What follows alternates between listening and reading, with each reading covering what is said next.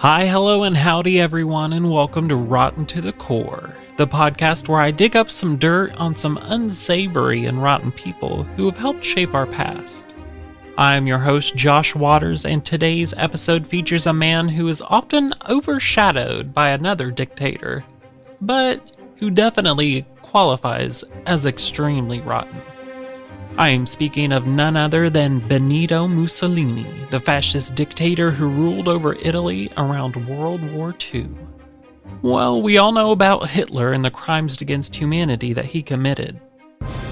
But what about the dictator whom Hitler idolized and inspired him to break democracy? Today's subject was more unknown to me.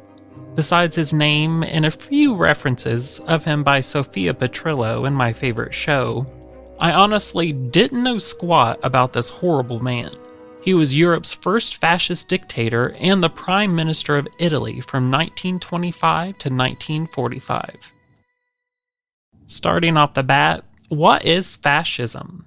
It is a form of far-right authoritarian ultranationalism characterized by dictatorial power, forcible suppression of opposition, a strong regimentation of society and the economy. I believe we have some people still drinking from that same Kool-Aid pitcher to this day.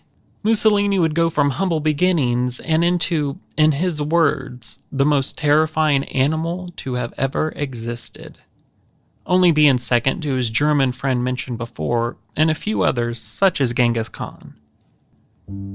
Well, his early life, he was born into a family who had fallen on hard times in Predappio, Italy, on July 29, 1883.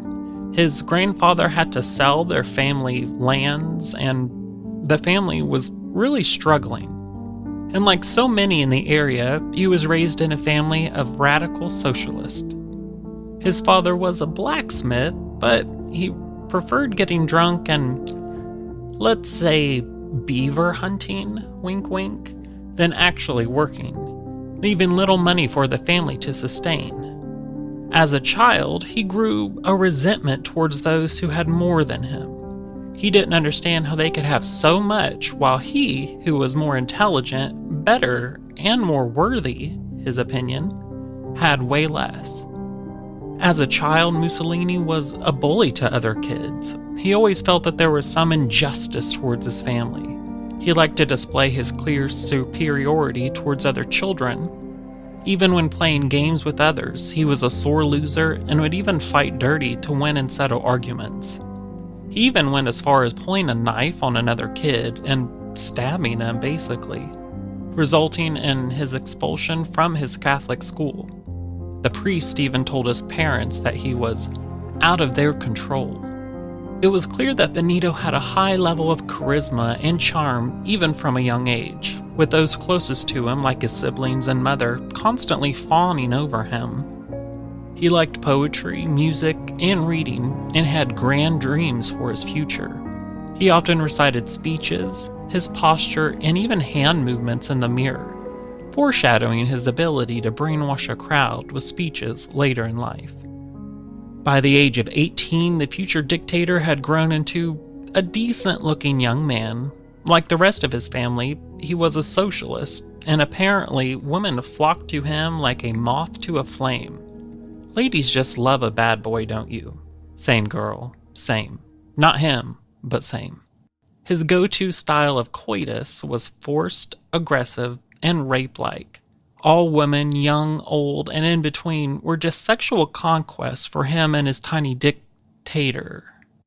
During his lifetime, Mussolini would violently prey on hundreds of women, often beating and raping them, and even boasting about it later in life and showing no remorse or guilt, speaking of them like he was telling a hunting story, with pride and gratification.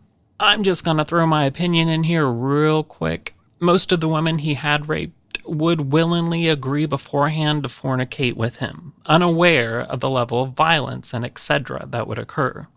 I don't care if a man has bought you dinner. I don't care if you have said yes and changed your mind. And I don't care if you said just the tip and it's already there and you still change your mind and say no. It is rape if you are then forced into that sexual act for it is now against your will. The levels of aggravated sexual assault he would force upon women would be unknown to them beforehand. That would be until word spread, and he soon received the nickname the Madman of Predapio and the Madman of Romana.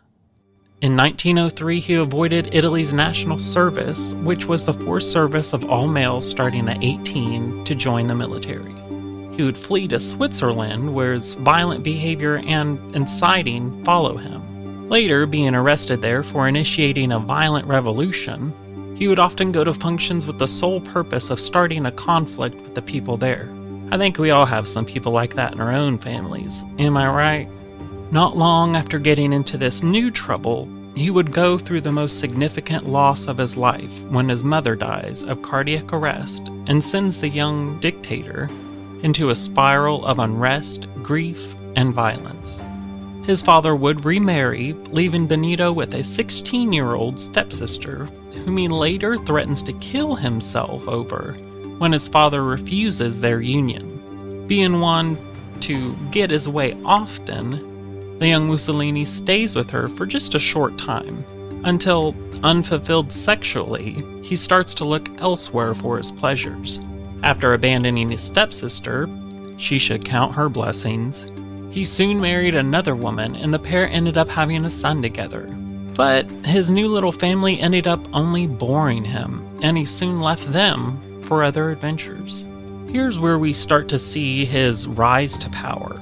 After all of his hard work to avoid serving in Italy's national service, he would be forced to as punishment for his crimes while in Switzerland. He was serving 2 years in exchange for a pardon. Once he was out of the service, things started to pick up speed for the young Benito, and he soon started working at a socialist-run paper as a writer. Utilizing his new platform, he quickly rose to become one of Italy's most prominent socialists. Within just a few years, Benito was granted the title of editor for the Socialist Party's newspaper, Avanti, which grew tremendously in size and production under his rule. This is when Benito would start to stray away from socialism and into his new ideology, rejecting one of the core principles of socialism, bear with me with this, egalitarianism, which is the belief that all people are equal and deserve equal rights, favoring Nietzsche's Übermensch concept instead. From what I could decipher, in this world view, the Übermensch is the person who can break away from the illusion. They recognize that society's definition of morality is biased and socially constructed. So does this mean that they are amoral or have no moral code? Absolutely not. Rather than accept the morality dictated by institutions like the church, they create their own morality based on their own experiences grounded in this physical world, as opposed to some non-earthly afterlife. This superpower, the ability to see past the illusion, creates and makes a person kind of like a superior being. These beliefs fueled his disdain for the Slavic people, and he soon turned his sights on them, viewing them as inferior and barbaric. These changes in beliefs would have repercussions, though, and in 1914 Mussolini was kicked out of Italy's Socialist Party, and the future dictator would start masterminding his own party, shifting his belief away from class warfare and into revolutionary nationalism. He utilized the works of Nietzsche, Bardento, and Sorel. Benito would also add Plato's The Republic as the building bricks for his new fascist party. Now, Plato's strategy in The Republic is first to clarify the primary notion of societal or political justice, and then to derive a similar concept of individual justice. In the books, Plato identifies political justice as harmony in a structured political body. An ideal society consists of 3 main classes of people: producers, such as craftsmen and farmers, auxiliaries, like warriors, and guardians, who are rulers. A society is just when relations between these 3 classes are right. Each group must perform its appropriate function, and only that function in each must be in the right position of power concerning the others. Ruler must rule, Auxiliaries must uphold rulers' convictions, and producers must limit themselves to exercising whatever skills nature granted them, like farming, blacksmithing, painting, etc. Justice is a principle of specialization, a principle that requires that each person fulfill the societal role to which nature fitted him and not interfere in any other's business. Just to give you an idea of where he came up with the fascist ideology. In 1919, Benito announced that he had come up with a new foreign policy called, bear with me, Spazio Vital, vital space, which gave Italy the power to conquer neighboring Slavic regions due to them being, and I quote, less developed humans. At the time, Italy was viewed as overpopulated, and his new policy was seen as justifiable. On October 22, 1922, around 30,000 people in black shirts marched on Rome, demanding the formation of a new fascist government. It only took 6 days before the sitting king of Italy, King Victor Emmanuel III, gave full power to Benito to form a new government, and he was appointed prime minister. His first significant move as prime minister was to establish a utterly totalitarian state, with himself as supreme leader, making anyone who opposed him mysteriously disappear. I'm guessing with a new pair of cement shoes. Now, totalitarianism is a form of government that theoretically permits no individual freedom and seeks to subordinate all aspects of personal life to the state's authority. Mussolini coined the term totalitario to characterize the new fascist state of Italy, which he further described as all within the state, none outside the state, none against the state. Many Italians, especially among the middle class, welcomed his authority. They were tired of strikes and riots and ready to submit to dictatorship. The national economy was stabilized and their country was restored to its dignity. Mussolini seemed to them the one man capable of bringing order out of the chaos. Soon a kind of order had been fixed, or so they thought.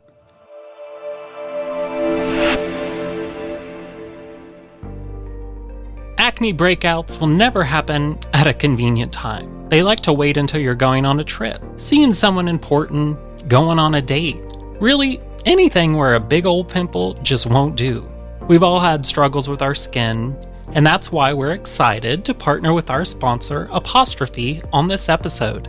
Apostrophe is a prescription skincare company that offers science-backed oral and topical medications that are clinically proven to help clear acne. At Apostrophe, a board-certified dermatologist will create a personalized treatment plan that is perfectly tailored to your unique skin. Simply fill out Apostrophe's online quiz about your skin goals and medical history, then snap a few selfies and a board-certified dermatologist will create your custom treatment plan. Apostrophe treats all types of acne, from hormonal acne to facial acne, and even chest-knee, back-knee, and butt-knee. They treat breakouts from head to crack to toe. My personal skincare goal was to figure out my skin type. Between shaving daily, the lower half of my face was dry and flaky, while the top half was oily and shiny, both resulting in acne breakouts no matter what I tried. I also wanted to help reduce these dark circles and to help my skin texture. Basically, anything I could do to stop guys from calling me daddy. We have a special deal for our audience. Save $15 off your first visit with an Apostrophe provider at apostrophe.com/core when you use our code CORE. This code is only available to our listeners. To get started, just go to apostrophe.com/core and click begin visit. Then use our code CORE at sign up and get your first visit for only $5. That's apostrophe.com/core and use that code CORE, C-O-R-E, to get your dermatologist-crafted treatment plan for $5. And we thank Apostrophe for helping us sponsoring on this podcast. This episode is brought to you by HelloFresh, the meal delivery kit that brings the farm right to your door with scrumptious seasonal recipes and only the freshest ingredients. Your produce even arrives within a week after ordering. Can you say convenient? It's never been easier, especially with their new Hello Custom offerings, giving you complete customization with your favorite dishes, allowing you to change what protein you want if you wish to upgrade for a fancy date night, or just to increase the amount of protein with your vegetarian meal, HelloFresh has you covered. I love how easy and convenient HelloFresh is. I don't have to waste time figuring out what to make, making a list, going to the store, and coming home and packing it in. Remember, 2 trips are for quitters. HelloFresh does all the hard work for me. I follow along with the easy-to-read recipe cards, and dinner is made within 20 to 30 minutes. I even challenge myself with trying to plate it just like the picture on the card. HelloFresh and Green Chef have even teamed up. Now you have a more extensive selection of meals satisfying everyone's palate. I use both and switch between the two throughout the week. Even better news, my listeners can now experience both brands at a discount along with me. Just go to hellofresh.com/rotten16 and use code rotten16 for up to 16 free meals and 3 free gifts. That's hellofresh.com/rotten16 and use code rotten16 for up to 16 free meals and 3 free gifts. Don't wait any longer to try America's #1 meal kit. What obstacles are preventing you from achieving your goals? Hi, I'm Josh, and one of my toxic traits is self-sabotage. Throughout my life, it seems that whenever things start going good for me, I tend to panic and completely ruin all of my hard work. I was my literal own worst enemy. I decided to try to figure out why I seem to dislike myself so much, and that's when I came across BetterHelp. They listened to my needs and helped match me with my own licensed professional therapist, one that I can connect with in a safe and private online environment. BetterHelp is not a crisis line. It's not even self-help. It is professional counseling done securely online. Their licensed professional counselors are all specialized in a variety of things from depression, stress, anxiety, sleeping, trauma, anger, even grief, self-esteem, and more. Anything you choose to share is confidential, convenient, professional, and affordable. You can even check out testimonials posted daily on their site. I want you to start living a happier life today. And as a listener, you'll get 10% off your first month by visiting our sponsor at betterhelp.com/core. Join over 1 million people who have taken charge of their mental health. Again, that's BetterHelp, HELP.com/core.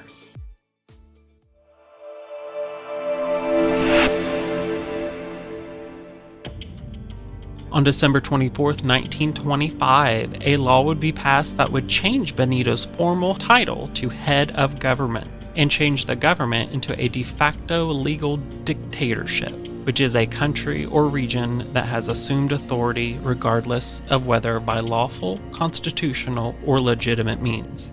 Very frequently, the term is reserved for those whose power is thought by some faction to be held unlawful, unconstitutional, or illegitimate, and also left him open to several failed assassination attempts.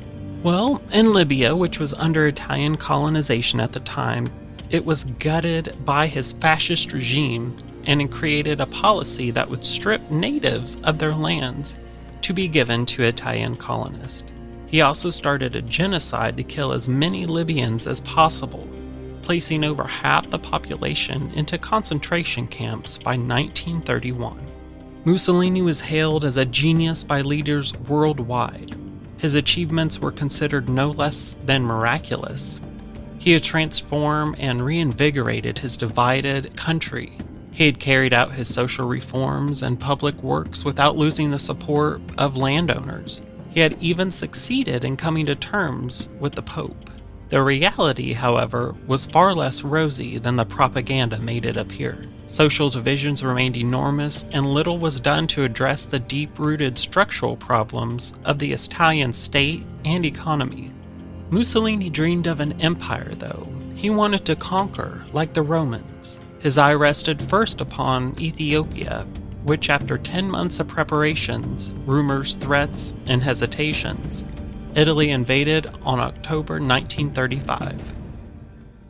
A brutal campaign of colonial conquest followed, in which the Italians dropped tons of gas bombs upon the Ethiopian people. Europe expressed its horror, but having done so, did nothing else to stop it. The League of Nations imposed sanctions, but ensured that the list of prohibited exports did not include any such as oil that might provoke a European war. If the League had imposed oil sanctions, Mussolini said he would have had to withdraw from Ethiopia within a week, but he faced no such problem. And on the night of May 9th, 1936, he announced to an enormous, expectant crowd of about 400,000 people standing shoulder to shoulder around Piazza Venezia in Rome. In the 14th year of the fascist era, an extraordinary event had been accomplished. Italy had its empire. This moment probably marked the peak of public support for him. The following year, Mussolini would meet a new ally and powerhouse in the years to come, Adolf Hitler. The two would have a respectful relationship, starting with Hitler idolizing Mussolini. It wouldn't be long, though, until the tables were turned, and it would be Mussolini with his knees bent. In 1938, following the German example, Mussolini's government passed anti-Semitic laws in Italy that discriminated against the Jewish people in all sectors of public and private life, and prepared the way for deportation of some 20% of Italy's Jewish population to German death camps during the war. Although by the end of the war, almost 8,600 Jewish people from Italy and Italian-controlled areas in France and Greece were deported to Auschwitz. All but 1,000 were murdered. Mussolini watched the progress of Hitler's war with bitterness and alarm, becoming more and more hostile with each German victory, while frequently expressing hope that the Germans would be slowed down, only to satisfy his envy and give Italy some breathing space. However, when Germany advanced westward and France seemed on the verge of collapse, Mussolini felt he could no longer delay. So on June 10, 1940, the fateful declaration of war was made. With every victory for German troops, Mussolini realized that his fantasy was just that, and he was quickly becoming only a servant in Hitler's war. The Germans kept most of their military plans hidden, giving their allies very little information for fear that it would destroy surprise. And thus, Germans made such moves as the occupation of Romania and then the invasion of the Soviet Union without any advance notice to Mussolini. In a failed attempt to reassert some of his power, Mussolini attacked Greece without giving Germany any notice or information of the attack. It was a quick and humiliating defeat to the dictator, and Hitler even had to send some of his forces to rescue Mussolini and his troops. Some historians claim that this rescue is a significant contributor to German forces not being able to take and hold the Soviet Union. Because of it, they had to push back their attack and wait until the bitterly cold winter, something they were not prepared to fight in. Being too proud to surrender, Mussolini became more isolated and wouldn't listen to anyone's advice. Unable to accept any blame, he started using propaganda to shift it to others. First, he tried to blame the war on the Jewish people, and then his generals. And when Sweet Hymns in the Tabernacle really hit the fan, he started to blame the war on the Italian people themselves for, and get this, not being in control of their own dreams and objectives. This man, I swear, he either had the most enormous tea bags or a little weenie weenie. I'm just saying, the nerve, sir, the nerve. For some time, Italian fascists and non-fascists alike had been preparing Mussolini's downfall. On July 24th, at a meeting at the Fascist Grand Council, the supreme constitutional authority of the state, which had not met since the war began, an overwhelming majority passed a resolution that dismissed Mussolini from office. Disregarding the vote as a matter of little concern and refusing to admit that his minions could harm him, Mussolini appeared at his office the following day as though nothing had happened. That afternoon, however, he was arrested by royal command on the steps of the Villa Sovia after an audience with the king. Imprisoned first on the island of Ponza, then on a more remote island off the coast of Sardinia, he was eventually transported to a hotel high on the Gran Sasso d'Italia in the mountains of Abruzzi. It still wouldn't be enough to keep him contained, though, and on September 12, 1943, I'm for real here, this really happened, German troops crash-landed their glider planes on the slopes of a mountain and rescued Mussolini by air. Well, rather than allow the Germans to occupy and govern Italy entirely on their own interest, Mussolini agreed to Hitler's suggestion that he establish a new fascist government in the north and execute those members of the Grand Council, including his son-in-law, who had dared vote against him. It is at this time that Mussolini admitted himself that he was no more than a mere puppet at the mercy of the German command, and he awaited the inevitable. As German defenses in Italy collapsed and the Allies advanced rapidly northward, the Italian communists of the partisan leadership decided to execute Mussolini. Refusing to fly out of his country, he intended perhaps to make a final stand in the mountains. He tried to cross the frontier disguised as a German soldier in a convoy of trucks retreating towards Innsbruck in Austria. But he was recognized, and, together along with his mistress, who had insisted on remaining with him to the end, were shot and killed on April 28, 1945. The Italian people didn't want to risk him escaping again, or even going through a lengthy trial.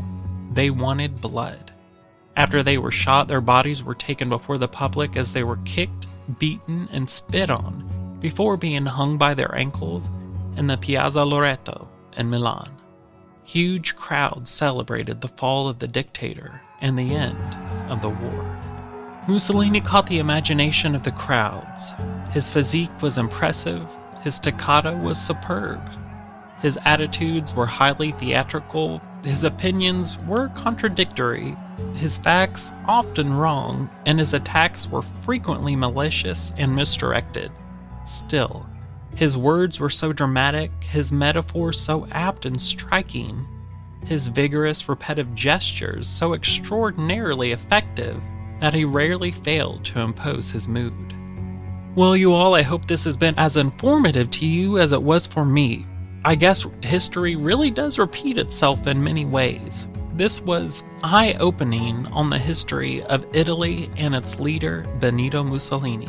Thank you for listening to another episode of Rotten to the Core. I'm your host, Josh Waters, and I hope the rest of your day is bellissima. Ciao. If you would like to stay up to date on our current episodes of Rotten to the Core or have suggestions for future ones, please follow and like us on Facebook at It's Rotten to the Core, Instagram at It's Rotten to the Core, Twitter at Rotten in History, or just go to itsrottentothecore.com.